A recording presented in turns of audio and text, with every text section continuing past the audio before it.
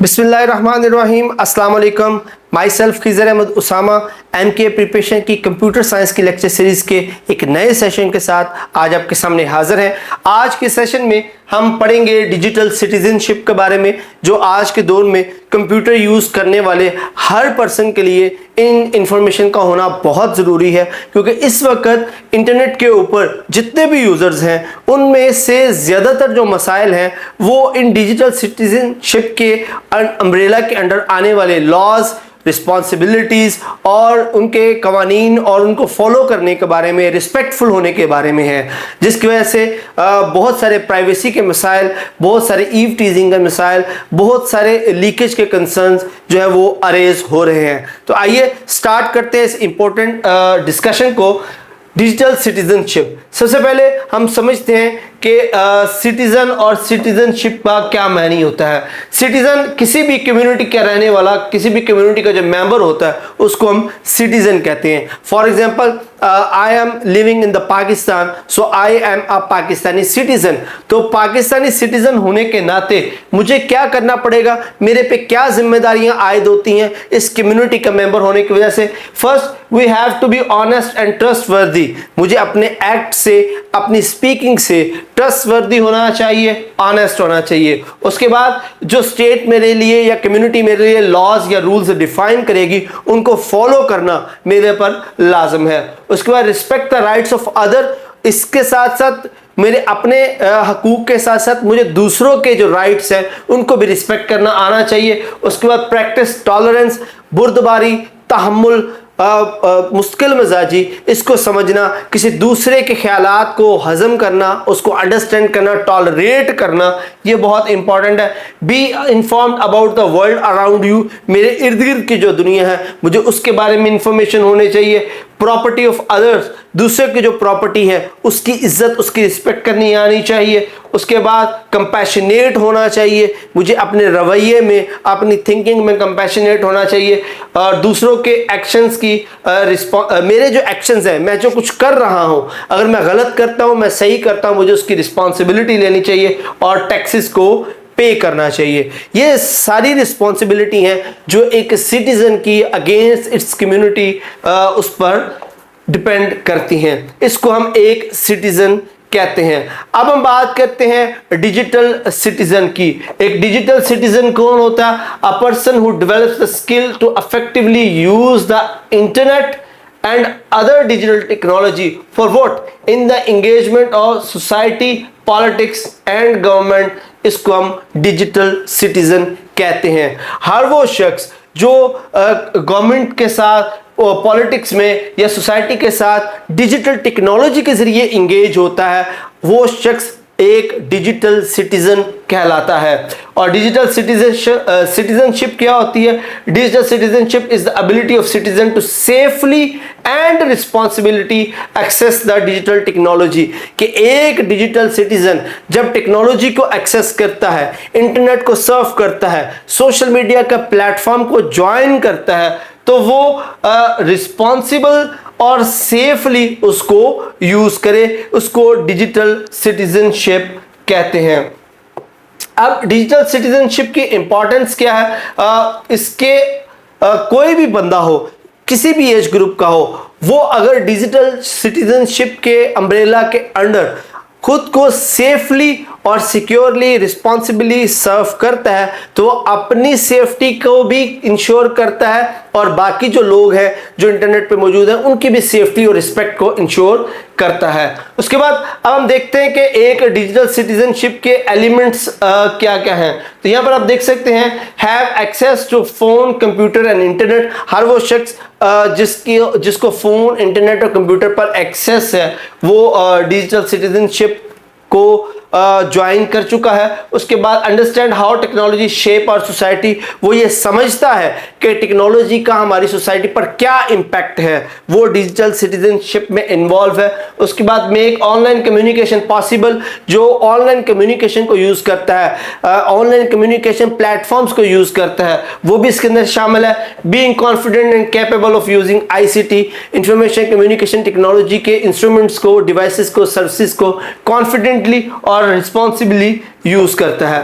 जो अब अगर हम देखते हैं कि इंसेंशियल्स क्या है एक गुड डिजिटल सिटीजन्स के, एक अच्छा जो डिजिटल शहरी है उसके क्या कंपोनेंट्स हैं। First is being safe and responsible wherever you go online. ये बहुत इंपॉर्टेंट एलिमेंट है, नीड ऑफ द आवर है कि जब भी आप ऑनलाइन होते हैं you must be responsible, you must be safe. जब भी आप जाते हैं आप सेफ हो, रिस्पॉन्सिबल हो, रिस्पेक्टफुल हो। उसके बाद प्रोटेक्ट योर डाटा, आप अपने डाटा को भी प्रोटेक्ट करें। और उसके बाद फ्रीडम ऑफ स्पीच, खुद भी आज़ादी से अगर बात कर सकते हैं तो दूसरों को भी बात करने का मौका दें।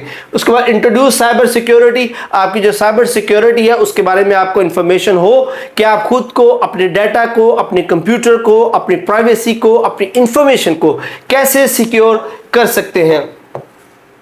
Next is using technology in educational and cultural activities, कि आप एजुकेशन टेक्नोलॉजी को पॉजिटिवली प्रोडक्टिव वे में यूज करें, उसको एजुकेशन के लिए यूज करें, अपने कल्चर प्रमोशन के लिए उसको यूज करें। उसके बाद critical thinking on internet. Critical thinking एक बहुत क्रूशियल पॉइंट है कि आप नेगेटिव थिंकिंग को अडॉप्ट ना करें बट कि क्रिटिकल थिंकिंग को अडॉप्ट करें। Respecting freedom of speech, privacy of other, दूसरों की आज़ादी और दूसरों की प्राइवेसी का ख्याल करें। Promoting the values of digital citizenship, खुद भी रिस्पॉन्सिबल और अवेयर हो डिजिटल सिटीजनशिप के और दूसरों को भी उसके बारे में आगाह करें।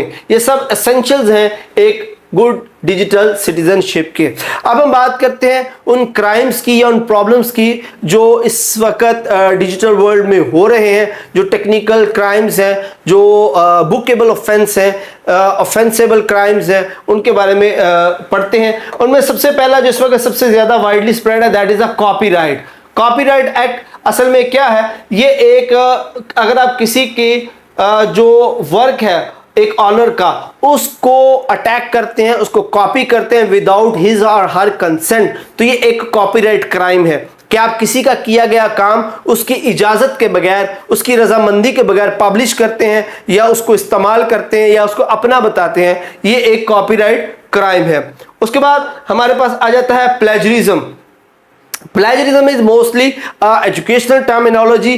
प्लेजरिज्म में क्या होता है कि आप किसी का रिसर्च वर्क, किसी का प्रिंटेड डॉक्यूमेंट या किसी ने अपना जो काम प्रिंट करवाया या पब्लिश करवाया, आप उसका कुछ हिस्सा या उस सारे के सारे को अपना काम बना के प्रेजेंट करें, उसको प्लेजरिज्म कहते हैं। अब प्लेजरिज्म की बहुत सारी टाइप्स हैं, उनमें सबसे पहले है जी ग्लोबल प्लेजरिज्म।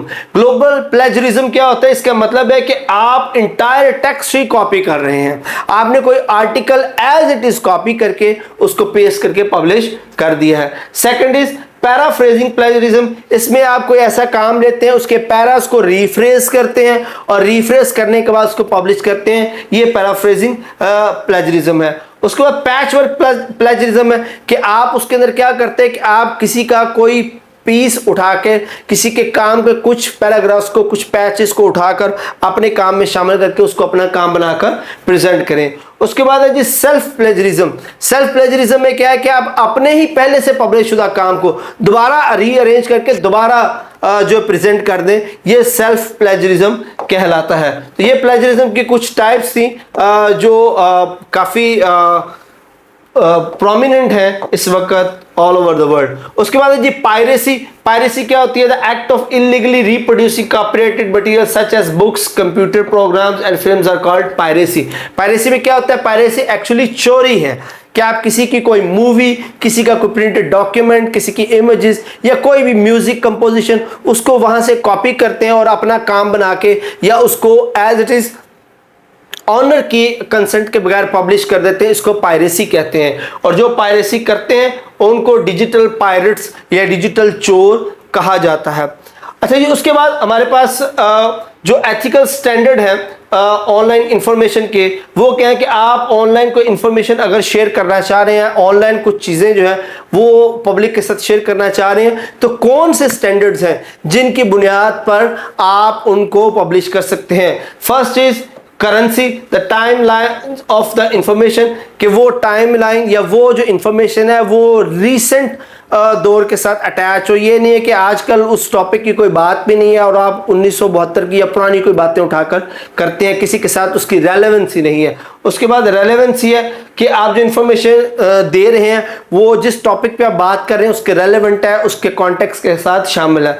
उसके बाद अथॉरिटी है, सोर्स ऑफ इंफॉर्मेशन जो है वो ऑथेंटिक हो, एक्यूरेसी है, रिलायबिलिटी हो, करेक्टनेस हो उस कंटेंट की, और उसका जो पर्पस है वो नेक होना चाहिए, ईवल पर्पस नहीं होना चाहिए। तो ये वो स्टैंडर्ड्स हैं जिनको सामने रखते हुए आपको इंफॉर्मेशन जो है वो शेयर कर सकते हो। अब जो एथिकल इश्यूज आते हैं जब आप इंटरनेट पे सर्फ कर रहे होते हैं, इंटरनेट पे यूज कर रहे होते हैं, कौन कौन से इश्यूज आते हैं, उनमें सबसे पहले पार्टिसिपेंट की प्राइवेसी है। ये सबसे बड़ा कंसर्न है जो उस वक्त ऑल ओवर द वर्ल्ड बहुत ज्यादा फेस किया जा रहा है कि एक पर्सन जो सोशल मीडिया या इंटरनेट को यूज कर रहा है उसकी जो पर्सनल इंफॉर्मेशन है, उसकी फोटोज हैं, उसके कॉन्टैक्ट्स हैं, उसके एड्रेस हैं या उसकी कोई बैंकिंग इंफॉर्मेशन है, वो चोरी हो जाती है। इसको हम पार्टिसिपेंट्स प्राइवेसी कहते हैं कि उसकी प्राइवेट चीजें या वो इंफॉर्मेशन जो सिर्फ उस तक होनी चाहिए वो लीक आउट हो जाए या उस पर अटैक हो जाए। उसके बाद कॉन्फिडेंशियलिटी है। कॉन्फिडेंशियलिटी एक्चुअली एग्रीमेंट होता है आपके और पार्टिसिपेंट के दरमियान कि वो आपकी आइडेंटिटीज को कभी भी डिस्क्लोज नहीं करेगा। फॉर एग्जांपल आप किसी थर्ड पार्टी के साथ अपना अकाउंट बनाते हैं, किसी सोशल मीडिया ऐप के साथ अपना अकाउंट बनाते हैं, तो सोशल मीडिया ऐप ये आपके साथ बॉन्ड कॉन्ट्रैक्ट करती है कि वो आपकी इंफॉर्मेशन को सिर्फ सिक्योरिटी पर्पस के लिए यूज करेंगे और किसी के सामने भी डिस्क्लोज नहीं करेंगे। उसके बाद anonymity, it is that you do not collect any identifiers that link response to a specific individual, कि आप कभी भी कोई भी ऐसा काम नहीं करेंगे, कोई भी ऐसी इंफॉर्मेशन हासिल करने की या शेयर करने की कोशिश नहीं करेंगे जो स्पेसिफिकली किसी एक शख्स की आज़ादी के साथ या किसी एक शख्स की शनाख्त के साथ एसोसिएट हो। आप किसी ऐसा काम में इन्वॉल्व नहीं होंगे। अच्छा जी, अब सेफ रहना या ऑनलाइन रिस्पॉन्सिबल होने का क्या मतलब है, इसके अंदर क्या क्या चीजें जो है वो आपको इंश्योर करनी चाहिए। इनमें सबसे पहले जो आपकी रिस्पॉन्सिबिलिटी है वो आप क्या है, सबसे पहले बिहेविंग लॉफुली, कि आप अंडर द लॉ काम करें। आप जो भी बिहेव करते हैं, रिएक्ट करेंगे, वो लॉफुली करें। Protect your privacy and that of others, अपनी और दूसरों की प्राइवेसी का ख्याल रखें। Recognize your rights and responsibility when using digital media, आप जब डिजिटल मीडिया यूज करें तो आप अपने राइट्स के बारे में जानते हो और उसको रिकग्नाइज करें। अब अगर आपके राइट्स हैं तो कुछ रूल्स भी हैं जो आपको फॉलो करने चाहिए जो आपकी सेफ्टी को इंश्योर करते हैं। उनमें don't share your personal information online, कि कभी भी ऑनलाइन अपनी पर्सनल इंफॉर्मेशन को शेयर ना करें, लाइक योर पर्सनल डिटेल्स जो आपकी बैंकिंग सेक्टर के साथ एसोसिएट हैं या आपकी फैमिली से रिलेटेड इंफॉर्मेशन, वो कभी भी आप पब्लिकली शेयर ना करें। Think about what you are sharing before you share, जब आप कोई भी चीज शेयर करने लगते हैं तो उसको 2 बार सोचें कि आप जो शेयर करना चाह रहे हैं या जो शेयर करने जा रहे हैं, either it is safe for you and others as well, and then always seek permission before you share a picture of someone else online। अगर आप अपने किसी दोस्त की, अपने किसी रिश्तेदार की, अपने किसी फैमिली मेंबर की कोई फोटो या वीडियो शेयर करना चाह रहे हैं तो पहले आप उससे इजाजत लें। अगर उनका कॉन्सेंट नहीं है तो कभी भी किसी के साथ भी खिंचवाई गई तस्वीर या फोटोज या वीडियोस को शेयर ना करें। Don't speak to the strangers online, कभी भी किसी ऐसे शख्स से ऑनलाइन बात मत करें जिसको आप जानते नहीं हैं। Tell an adult if someone asks to meet you online, अगर कोई आपसे मिलने की ख्वाहिश का इजहार करता है फौरन किसी बड़े को बताएं, किसी रिस्पॉन्सिबल पर्सन को बताएं जो आपको प्रोटेक्ट कर सकता हो। तो ये कुछ रिस्पॉन्सिबिलिटीज और लॉज हैं जो आपको फॉलो करने चाहिए जब आप ऑनलाइन सर्फिंग करते हैं, जो आपकी और दूसरों की सेफ्टी को इंश्योर करते हैं। अब जरा बात कर लेते हैं हेल्थ इश्यूज की, बिकॉज इंटरनेट या कंप्यूटर्स को यूज करते वक्त, आईसीटी डिवाइसेस को यूज करते वक्त अगर हम अपनी हेल्थ के बारे में ख्याल ना करें, it can seriously damage your health. तो फर्स्ट जो सबसे बड़ा इशू आता है ज्यादा आईसीटी की डिवाइसेस को यूज करते हुए, दैट इज आई स्ट्रेन। अगर आप कंटिन्यूसली कंप्यूटर या स्क्रीन को यूज करते हैं तो आपके फोकस करने वाले मसल्स को रिलैक्सेशन या कॉन्ट्रैक्शन नहीं मिलती, जिसकी वजह से वो थक जाते हैं और आपकी आंखें जो हैं वो दर्द करती हैं और शदीद कंडीशन में आपकी बसारत, आपकी आई साइट भी मुतासर हो सकती है। उसके बाद बैक एंड नेक एक, आपकी कमर और आपकी गर्दन में दर्द हो सकती है। अगर आपका बैठने का पोस्चर, कंप्यूटर यूज करने का पोस्चर ठीक नहीं है तो आपकी गर्दन के मसल और आपकी कमर के मसल्स मुतासर हो सकते हैं, जो टेम्परेरी भी हो सकते हैं और परमानेंट डिफॉर्मिटी की तरफ भी जा सकते हैं। उसके बाद repetitive strain injury in wrist and hands, आपके हाथों और आपकी रिस्ट में बार बार उसको एक डिस्कंफर्ट पोजीशन में यूज करने की वजह से उस पर स्ट्रेन आ सकती है, इंजरीज आ सकती हैं, मस्कुलर इंजरीज आ सकती हैं जो टेम्परेरी और परमानेंट डैमेज का बायस बन सकती हैं। ओके जी, अब बात करते हैं कि जब हम बैठे तो हमें बैठना किस तरह चाहिए, हमारा करेक्ट पोस्चर क्या होना चाहिए जब हम कंप्यूटर को यूज करें। As you can see in the picture, यहां पर जब आप बैठेंगे तो आपकी जो कमर है वो बिल्कुल सीधी होनी चाहिए। आपकी एल्बो और बाजू के दरमियान ये जो एंगल है ये 90 डिग्रीज का होना चाहिए। आपकी टांगों के दरमियान भी एंगल 90 डिग्रीज का होना चाहिए। आपकी गर्दन, ये आप देख सकते हैं, ये आपकी स्ट्रेट है और गर्दन में थोड़ा सा खम, हल्का सा खम होना चाहिए, अराउंड 30 डिग्री। आपकी आंखों और स्क्रीन के दरमियान एटलीस्ट 50 सेंटीमीटर का डिस्टेंस होना चाहिए। ये चंद एक इंस्ट्रक्शंस हैं for the better posture while using the computers which can prevent you for temporary and permanent damage to your health, eye, neck, back, wrist and hands. By using these instructions, you may be able to save your health. आज के इस session की अगर हम summary करें तो इसमें सबसे पहले हमने ये देखा कि member of a community is known as a citizen. Citizen must obey their countries law and defend it against its enemies, कि एक कम्युनिटी का जो मेंबर होता है वो उसके सिटीजन कहलाता है और एक सिटीजन पर लाजम है कि वो अपने मुल्क के कवानीन का एहतराम करे और दुश्मनों से उसकी हिफाजत करे। Digital citizenship is an ability of citizen to safely and responsibly access digital technologies, being an active and respectful member of society।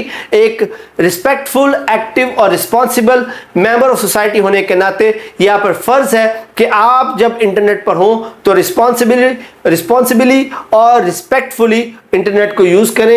एक अच्छा जो डिजिटल सिटीजन है वो होता है जो अपने राइट, सही और गलत के बारे में जानता हो। रिस्पॉन्सिबल डिजिटल सिटीजन का मतलब यह है कि आप अपनी स्किल्स को कम्युनिटी की बेटरमेंट के लिए यूज करें। कॉपीराइट टाइप जो लॉज है वो किसी के काम को चोरी करने के हवाले से हैं। अगर आप किसी का काम चोरी करके उसको अपना बना के पब्लिश करते हैं, इसको कॉपीराइट करना कहते हैं। दूसरे के वर्क को अपना शो करवाना उसको प्लेजरिज्म कहते हैं। इलीगल रिप्रोड्यूसिंग कॉपीराइटेड मटेरियल जैसे कि बुक्स और कंप्यूटर प्रोग्राम, फिल्म्स वगैरह को कॉपी करके बेचना पायरेसी कहलाता है। और इसी तरह आपकी जो हेल्थ रिलेटेड इश्यूज हैं आईसीटी डिवाइसेस को, उनको एड्रेस किया गया है।